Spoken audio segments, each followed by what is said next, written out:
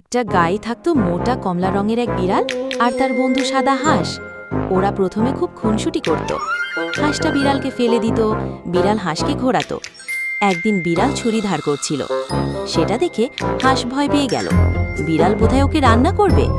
তখন হাঁস বিড়ালকে গাছে বেঁধে দিল। কিন্তু বিড়াল চালাক, ও ফোন করে এক বাঘকে সাহায্য চাইল। বাঘ এসে হাঁসকে শাস্তি দিতে চাইল, সাথে একটা পাখিও ডাকলো।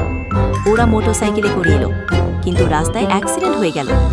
হাঁস সেই সুযোগে একটা ক্যাটাপল্ট বানিয়ে ওদের পাল্টা করলো। হাঁস গাড়ি চালাচ্ছে আর পিছনে খাঁচায় বন্দি বাঘ আর পান্ডা। একদম শেষে হাঁসকে দেখা গেল রান্নাঘরে বড় মাংস কাচ্ছে।